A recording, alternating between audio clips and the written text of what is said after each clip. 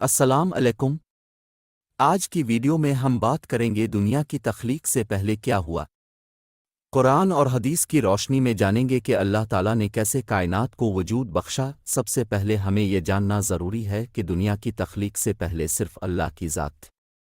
اللہ تعالیٰ ابدی اور قدیم ہیں، ان کی کوئی ابتدا نہیں ہے۔ قرآن مجید میں اللہ تعالیٰ فرماتے ہیں، ترجمہ: وہی اول ہے اور وہی آخر ہے، وہی ظاہر ہے اور وہی باطن ہے، اور وہ ہر چیز کا جاننے والا ہے۔ اللہ کا عرش پانی پر تھا کا مطلب ہے کہ کائنات کی تخلیق کے ابتدائی مراحل میں اللہ تعالیٰ کا عرش پانی پر موجود تھا۔ اس کا ذکر قرآن مجید کی سورۃ ہود آیت 7 میں موجود ہے۔ اور وہی ہے جس نے آسمانوں اور زمین کو 6 دنوں میں پیدا کیا، اور اس کا عرش پانی پر تھا تاکہ وہ تمہیں آزمائے کہ تم میں سے کون بہتر عمل کرنے والا ہے۔ یہ آیت یہ ظاہر کرتی ہے کہ اللہ تعالیٰ کی قدرت اور حکمت سے پوری کائنات کی تخلیق ہوئی، اور اس نے ہر چیز کو ایک مقصد اور حکمت کے ساتھ تخلیق کیا ہے۔ سب سے پہلے جو چیز اللہ تعالیٰ نے پیدا کی وہ قلم ہے۔ پھر اللہ تعالیٰ نے قلم کو حکم دیا کہ لکھ۔ قلم نے پوچھا، کیا لکھوں؟ اللہ تعالیٰ نے فرمایا، جو کچھ ہونے والا ہے اسے لکھ۔ جی ہاں، یہ حدیث بیان کرتی ہے کہ اللہ تعالیٰ نے سب سے پہلے قلم کو پیدا کیا اور اسے حکم دیا کہ وہ تقدیر یعنی جو کچھ ہونے والا ہے اسے لکھے۔ یہ حدیث امام احمد بن حنبل نے اپنی مسند میں روایت کی ہے۔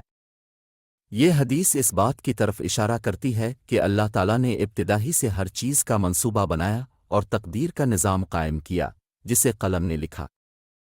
اس سے اللہ تعالیٰ کی حکمت اور علم کا اندازہ ہوتا ہے کہ وہ ہر چیز کو جانتا ہے اور ہر چیز اس کے علم اور ارادے کے مطابق ہوتی ہے۔ قرآن میں فرشتوں کی تخلیق کا ذکر کرتے ہوئے اللہ تعالیٰ فرماتے ہیں، تمام تعریفیں اللہ کے لیے ہیں جو آسمانوں اور زمین کا پیدا کرنے والا ہے، اور جس نے فرشتوں کو پیغام رساں بنایا جو 2، 3 اور 4 پروں والے ہیں۔ وہ تخلیق میں جو چاہتا ہے اضافہ کرتا ہے۔ بے شک اللہ ہر چیز پر قادر ہے۔ سورۃ فاطر آیت 1۔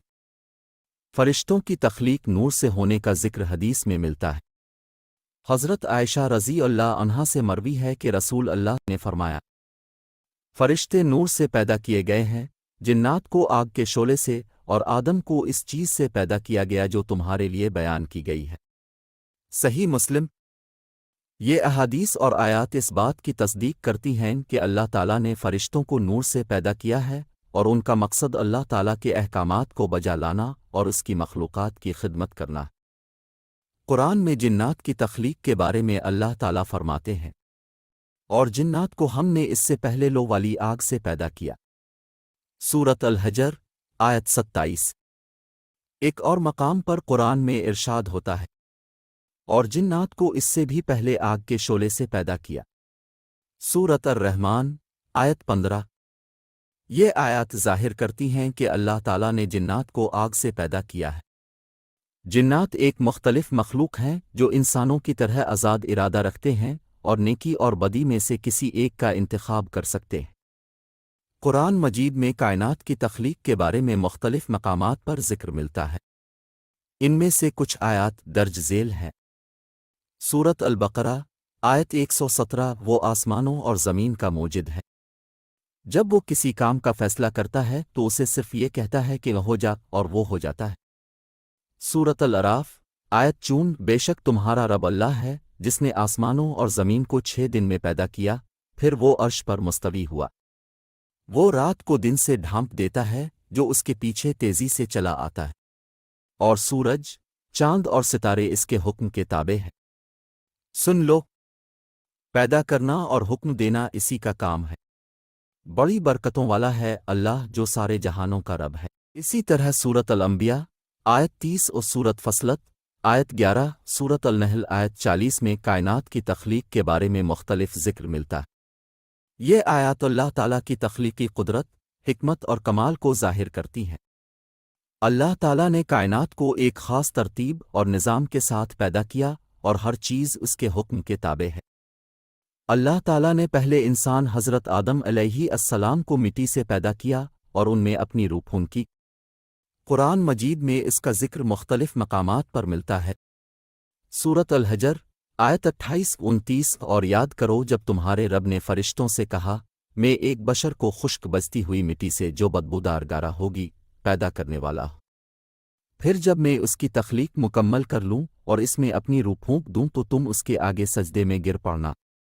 اسی طرح سورت سواد آیت 71-72 اور سورت السجدہ آیت 7-9 میں حضرت آدم علیہ السلام کو مٹی سے پیدا کرنے کے بارے میں مختلف ذکر ملتا ہے۔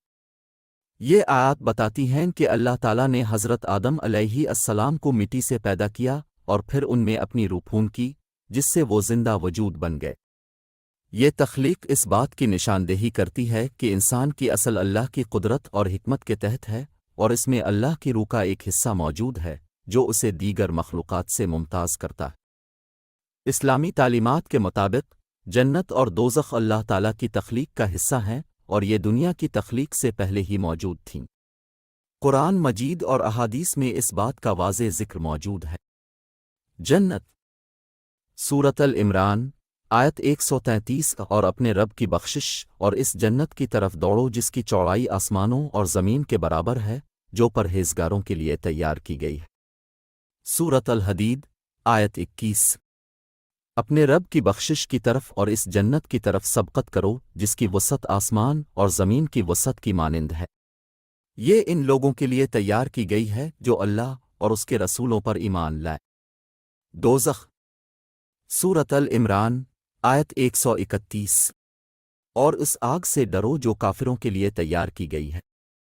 سورۃ التحریم آیت 6 اے ایمان والو اپنے آپ کو اور اپنے اہل و عیال کو اس آگ سے بچاؤ جس کا ایندھن انسان اور پتھر ہیں، جس پر سخت دل اور طاقتور فرشتے مقرر ہیں جو اللہ کے حکم کی نافرمانی نہیں کرتے اور جو حکم انہیں دیا جاتا ہے وہی کرتے ہیں۔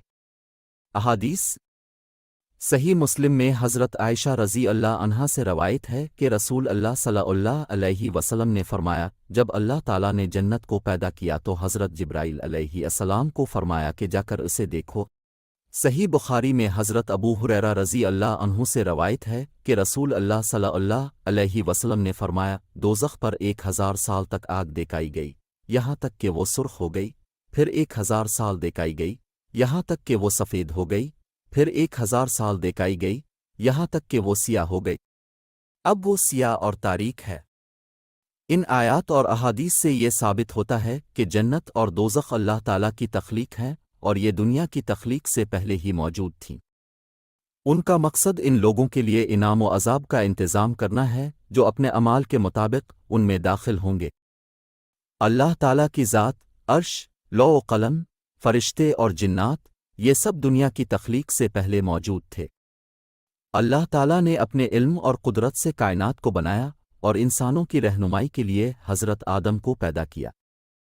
ویڈیو دیکھنے کا شکریہ۔ ہمارے چینل کو سبسکرائب کریں اور مزید معلوماتی ویڈیوز کے لیے ہمارے ساتھ جڑے رہیں۔ اگر آپ کا کوئی سوال ہے اسلامک ٹاپک کے بارے میں تو اپنا سوال کمنٹ میں ضرور کیجیے گا۔ اللہ حافظ۔